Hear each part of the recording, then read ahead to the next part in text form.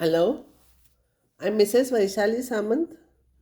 I invite you all to Saraswati Tutorials. If you like my video, then please like it, share it, subscribe it, and press bell icon also. Now I'll take problems on multiplication theorem. Already I have proved multiplication theorem. So here again I have given proof. So no need to explain. I'll take one problem. 10 black and 5 white balls are there. Two balls are drawn. Find probability that both are black. There are two methods for this. Number of elements in S is equals to totally 15 and two balls we are taking 15C2. And E is a both are black. So number of elements in E is 10C2. Both are black. So probability of E is equals to, by definition of probability, number, it is not conditional probability, number of elements in E divided by number of elements in S. So 10C2 divided by 15C2, you will get 3 by 7. Another method is first ball drawn is black. E is first ball drawn is black. F is second one is black. So it will be probability of E intersection F. So it will be probability of E into probability of F by E. Means first ball is already taken place, so F by E. So this will be 10 by 15. Then one you have removed, one black you have removed, so 9 will remain, and one ball you have taken, so it 14 will remain. So same answer, you can use any method. There is a formula for E, F, G are three events in a sample space. Then intersection of all those three will be probability of E into probability of F by E into probability of G by E intersection F. We are not using it many times. Next problem is 3 cards are drawn from 52 cards. Find the probability that first two are kings and third one is S. So 2 kings, so you can select 4C2 into 1 is S, so 4 S's are there, 4C1 and is there into, and sample space will have 52C3. Or another method is first time you are taking here king, so 4 kings are there, 4 by 52. Now one card you are removing, so every time one card will be less here, and here 4. The next time there will be 3 kings will remain. Repetition we cannot do here. Third, and then we are taking S, so there are 4 S's, so we can select in 4 ways. If you simplify this, you will get same answer. Next important part is independent events. Two events E and F are independent events if occurrence of one of them is not affected by occurrence of other. So in that case, probability of E by F, whether F has taken place or already taken place or not, there is no change in that. So probability of E by F is probability of E only, probability of F by E is probability of F only. So in multiplication theorem, if you substitute this, you will get A probability of E intersection F is equals to probability of E into probability of F. Here if you substitute.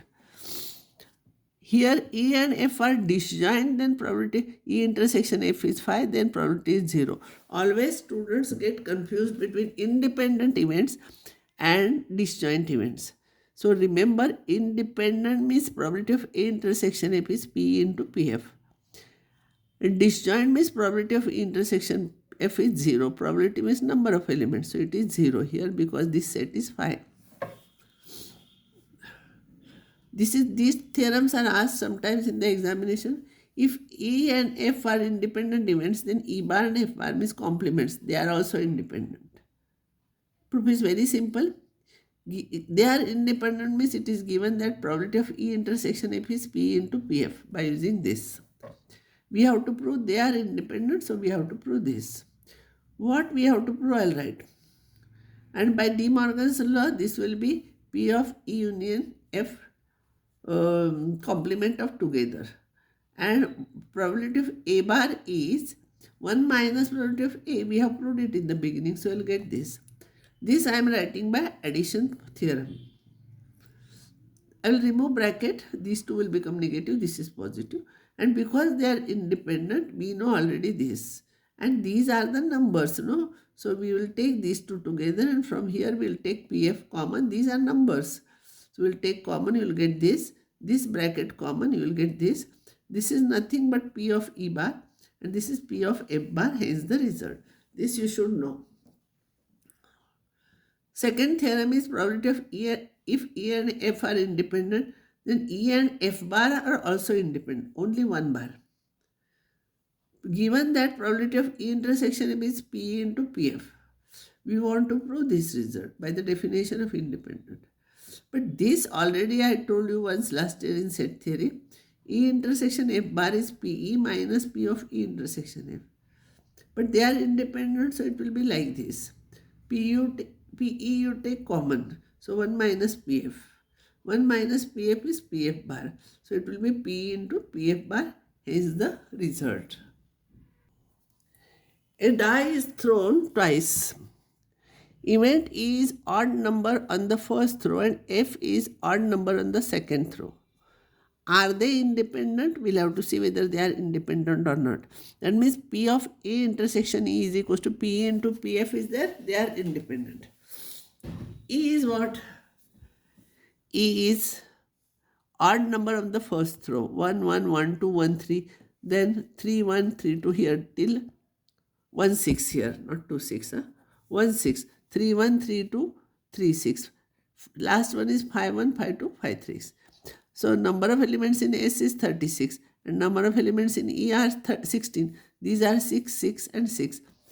18 numbers. Sorry, 18 numbers. F is, second one is odd. So 1, 1, 2, 1, 6, 1 and last one is 6, 1, 6, 2, still 6, 5. Then 1, 3 here, first one here, second one is odd number of the second. So 1, 3, 2, 3, etc. you will get. So total will be 18. E intersection F means both are odd. You will get this. Both are odd. Starting with 1, 1, 1, 1, 3, 1, 5. Starting with 3, you will get 3, 5 with this. Number of elements in E intersection F is 9. E intersection F you got. Probability of E is 18 upon 36. Number of elements in E divided by number of elements in E intersection. Number of elements in S. S there are 36 elements. So half. Now probability of F is this. So probability of E intersection F is here. Number of elements in E intersection F divided by number of elements in S. You will get 1 by 4. So you got this result. Both this and this same. So they are independent. 2 cards are drawn from 52 cards without replacement. Find both are black. Total sample space will have 52 C2. This is black and another one is also, both are black. So from black you are taking 26 C2 and from red you are taking 0. This is 1 afterwards. So this is 26 into 25 divided by 2 into 1 and this is 52 into 51 divided by 2 into 1. Simplify, you will get answer. There are 15 oranges out of which 12 are good and 3 are bad. 3 oranges are selected. If 3 oranges are good, box is approved. Find the probability that it is approved. Number of elements in S will be totally 15. You are selecting 3. Probability that box is approved will be probability that all are good. So how many good are there? 12. So from 12 you are selecting 3 and from bad you are selecting 0 divided by number of elements in sample space 15C3. Simplify, you will get this answer. I will stop here and next time I will continue probability.